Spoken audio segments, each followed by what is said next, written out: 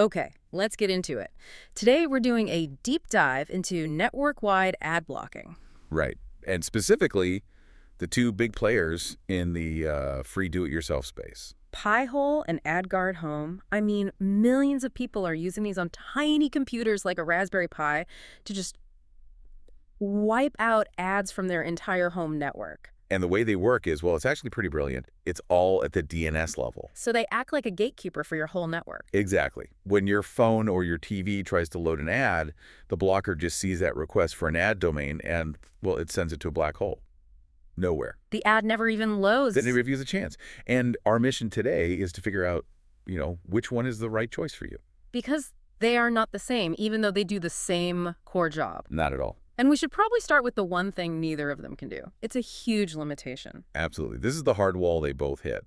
We're talking about ads on services like, say, YouTube or Hulu. Right, those in-video ads. Those ads are often served from the exact same domain as the video you're trying to watch. So if you block the ad, You block the video. You kill the whole stream. It's a fundamental problem for this type of blocking.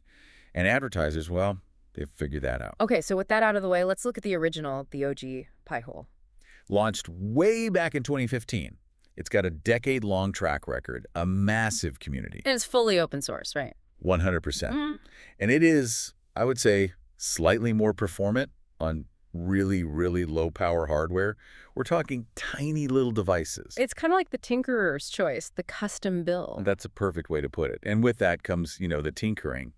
The interface definitely feels a bit dated. And some of the more advanced features, they aren't built in. Right. If you want encrypted DNS-like DNS over HTTPS to hide your requests from your ISP, you have to get your hands dirty. Command line stuff. Yep, manual configuration. Yeah.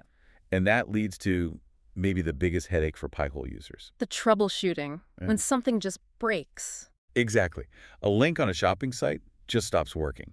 Or maybe YouTube stops saving where you left off in a video. And you have no idea which block list caused it, so you're just guessing. You're blind whitelisting, Yeah. just trying things until it works again, which can be super frustrating. So how does AdGuard Home compare to that? It came later, right? Yeah, 2018. Yeah. And it was made by a company that already does commercial ad blocking.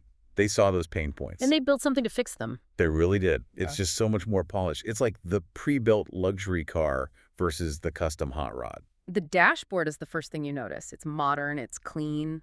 And that encrypted DNS stuff we mentioned. Let me guess, it's built right in. Out of the box, one click, no command line needed.